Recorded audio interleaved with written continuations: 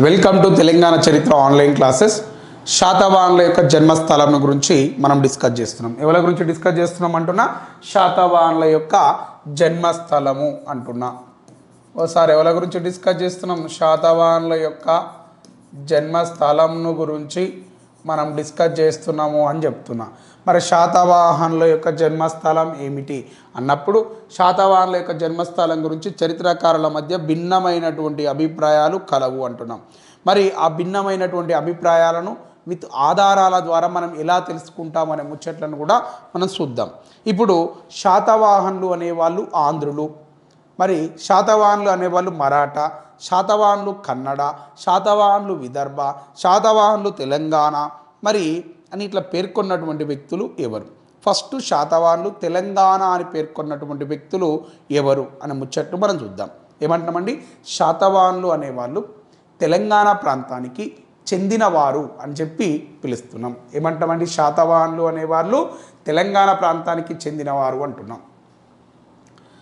శాతవాహనులు ఏ ప్రాంతానికి చెందినవారు అంటే ఈ శాతవాహనులు అనేవాళ్ళు తెలంగాణ ప్రాంతానికి చెందినవారు అంటున్నాం. ఏమంటామండి? శాతవాహనులు తెలంగాణ ప్రాంతమునకు చెందినవారు అని చెప్తున్నాం. ఏ ప్రాంతానికి చెందిన వాళ్ళు అంటున్నా? శాతవాహనులు తెలంగాణ ప్రాంతం చెందినవారు, తెలంగాణ ప్రాంతం వీరి యొక్క జన్మస్థలము అని చెప్పి పేర్కొంటా ఉన్నాం. మరి ఇలా చెప్పినటువంటి చరిత్రకారులు ఎవరు? శాతవాహనుల యొక్క జన్మస్థలం తెలంగాణ అని చెప్పినటువంటి చరిత్రకారులు ఎవరు అంటే ఆ చరిత్రకారుల పేర్లను నేను ఇక్కడ రాస్తున్నా చూడండి. మీకు చాలా ఈజీగా ఆ పేర్లు అయితే గుర్తుంటాయి, ఎందుకంటే ఆల్మోస్ట్ ఆల్ మీరు ఆ పేర్లను విన్నారు కాబట్టి. ఒక ఆయన పేరు ఏం పేరు అంటే పివి పరబ్రహ్మ శాస్త్రి అంటున్నాం. ఏం పేరు అంటున్నామండి? పివి పరబ్రహ్మ శాస్త్రి అని చెప్పి పిలుస్తున్నాం. పివి పరబ్రహ్మ శాస్త్రి అని చెప్తున్నాం. ఓకేనా? నెక్స్ట్ ఇంకొక ఆయన పేరు ఏం పేరు అంటే ఈ యొక్క డివి రాజా రెడ్డి అని చెప్తున్నాం. ఏమంటామండి? డివి రాజారెడ్డి అని చెప్పి పిలుస్తున్నాం. ఇంకొక ఆయన పేరు ఏం పేరు అంటే జైశెట్టి. ఏం పేరు అంటామండి? జైశెట్టి రమణయ్య అని చెప్తున్నాం. ఏం పేరు సార్? జైశెట్టి రమణయ్య అని చెప్తున్నాం. నెక్స్ట్ ఇంకొక ఆయన పేరు ఏం పేరు అంటే ఈ యొక్క మల్లంపల్లి సోమశేఖర శర్మ అంటున్నాం. ఏం పేరు అంటామండి? మల్లంపల్లి సోమశేఖర శర్మ అని చెప్పి పిలుస్తున్నా. మల్లంపల్లి సోమశేఖర శర్మ అని చెప్తున్నాం. ఏం పేరు సార్? మల్లంపల్లి సోమశేఖర శర్మ అంటున్నాం. నెక్స్ట్ ఇంకొక ఆయన పేరు ఏం పేరు అంటే కంబంపాటి సత్యనారాయణ అని చెప్తున్నా. ఏం పేరు అంటామండి?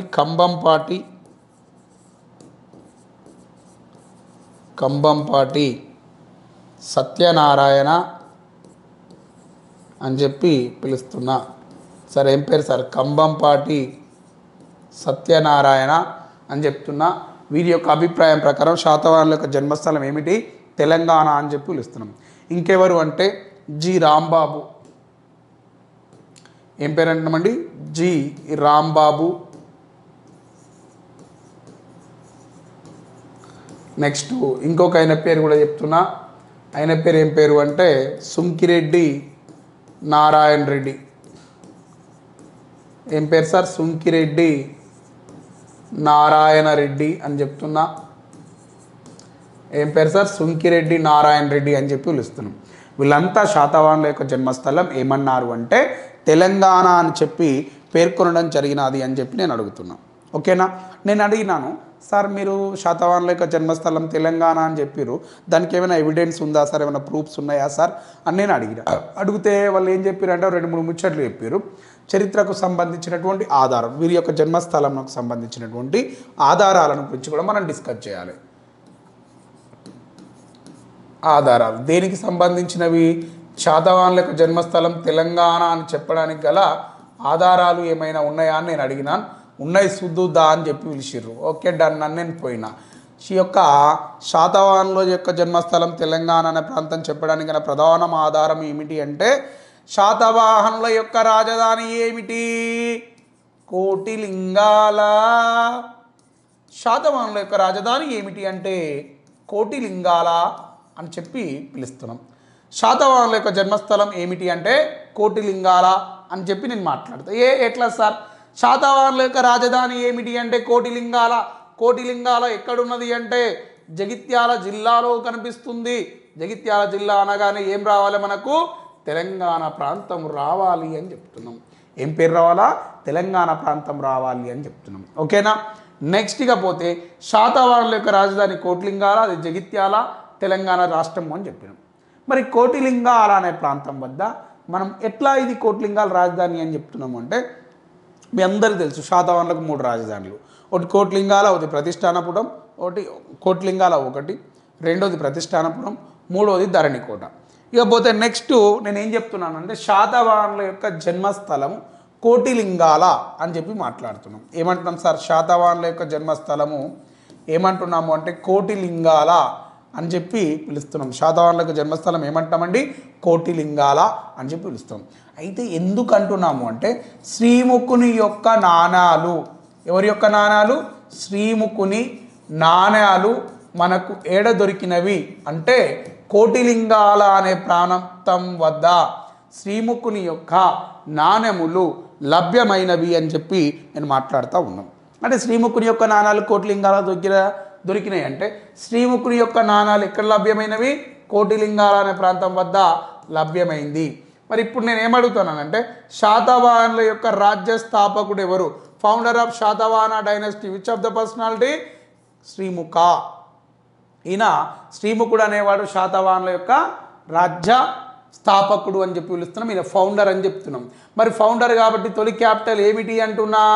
ఈ యొక్క కోటిలింగాల తొలి క్యాపిటల్ సిటీ కావడం వల్ల మరి శాతవాహనుల యొక్క జన్మస్థలం ఇక్కడనే ఉంది కాబట్టి మొదటి వాడు ఇక్కడ నుంచి రాజ్య పరిపాలన అనేది ప్రారంభించినాడు. తర్వాత వీళ్ళు వచ్చినటువంటి రాజులు అక్కడికో ఇక్కడికో మైగ్రేట్ అయ్యారు. వాడు మహారాష్ట్ర నుంచి, వాడు ఆంధ్ర ప్రాంతం నుంచి వీళ్ళు రాజ్య పరిపాలన చేసిరు. అప్పటిదాకా ఎక్కడి నుంచి చేసిర్రు అని చెప్పిన కోటిలింగాల దగ్గర నుంచి చేయడం జరిగింది. కాబట్టి వీరి యొక్క జన్మస్థలం అదే అని చెప్పి నేను మాట్లాడుతూ ఉన్నాము అంటున్నాం. ఓకేనా? ఇక రెండోది ఏమంటున్నామంటే ఉమ్మడి కరీంనగర్ జిల్లాలోని కదంబాపూర్ అనే ప్రాంతంలో శాతవాహనులకు సంబంధించినటువంటి శిథిలాలు, నాణాలు విస్తారంగా లభ్యమైనవి అని చెప్తున్నాం. ఏమంటున్నామండి? శాతవాహనుల గురించి మనకు ఎక్కడ అంటున్నామంటే కరీంనగర్ జిల్లాకు పోదాం. ఉమ్మడి కరీంనగర్ జిల్లాలో ఏ ప్రాంతం అంటున్నా? కదంబాపూర్ అని చెప్తున్నా. సార్ ఏం పేరు సార్ ఇది? కదంబాపూర్ అని చెప్పి పిలుస్తున్నా. ఈ కదంబాపూర్ అనే ప్రాంతం వద్ద ఏం జరిగినది అంటే ఈ యొక్క శాతవాహన నగరానికి సంబంధించిన శాతవాహన రాజ్య నగరానికి సంబంధించిన శిథిలాలు ఏం దొరికినాయి అంటున్నా? శిథిలాలు విస్తారంగా లభ్యమైనవి. శిథిలాలు, నాణెములు అనేటివి ఇక్కడ ఎక్కువగా లభ్యమైనవి అని చెప్తున్నాం. ఏం దొరికినాయి బేట? కదంబాపూర్లో శాతవాహనులకు సంబంధించినటువంటి నాణాలు దొరికినాయి. నగరానికి సంబంధించిన నగర నిర్మాణానికి సంబంధించినటువంటి శిథిలాలు కూడా మనకి ఇక్కడ లభ్యమైనవి అని చెప్పి నేను మాట్లాడుతూ ఉన్నాం. సో దీని ఆధారంగా శాతవాహనుల యొక్క జన్మస్థలం తెలంగాణ అని చెప్పి మనం మాట్లాడుకోవచ్చు. నెక్స్ట్ ఇంకా ఏమంటున్నామంటే శాతవాహనులకు సంబంధించినటువంటి మరొక ముచ్చటని చెప్తున్నాం. ఏమంటున్నామంటే శాతవాహనులు నాణ్యాల ముద్రణ ఎక్కడ చేపట్టారు? శాతవాహనులు నాణ్యాలను ఎక్కడ ముద్రించారు అని చెప్పి అడుగుతున్నా. శాతవాహనులు నాణ్యాల ముద్రణ ఎక్కడ చేపట్టారు అన్నప్పుడు చూడండి, శాతవాహనుల యొక్క నాణ్యాల ముద్రణ మనకి ఎక్కడ చేపట్టినారు అంటే ప్రధానంగా నాణ్యాల ముద్రణ ఎక్కడ జరిగింది అంటే ఈ యొక్క కొండాపూర్ ప్రాంతంలో జరిగింది అంటున్నాం. ఏ ప్రాంతంలో జరిగింది అంటున్నామండి? కొండాపూర్ కేంద్రంగా ఈ యొక్క నాణ్యాల ముద్రణ అనేది జరిగినది అని చెప్తున్నాం.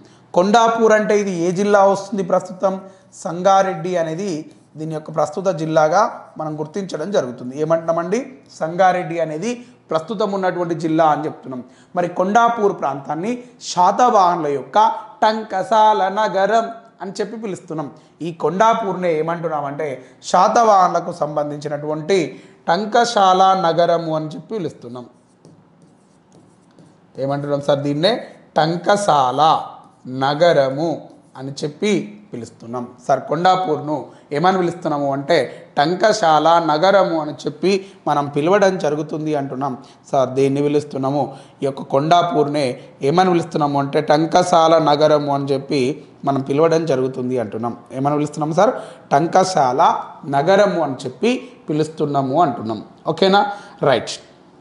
అంటే ఇది కొండాపూర్ అనేది సంగారెడ్డి అనేది ఒకప్పుడు ఉమ్మడి మెదక్ జిల్లాలో ఉండే, ఇప్పుడు ప్రస్తుతం వేరే అయింది కాబట్టి నేను సంగారెడ్డి అట్లా చెప్పిన, మళ్ళీ మీరు ఆగమాగం కావద్దు. ఓకేనా? రైట్. ఇవి మనకి ఇక్కడ కనిపిస్తున్నటువంటి అంశాలు అధ్యక్ష. ఇక దీని తర్వాత మనం మరొక ముచ్చట కూడా చెప్పుకోవాలా. రైట్.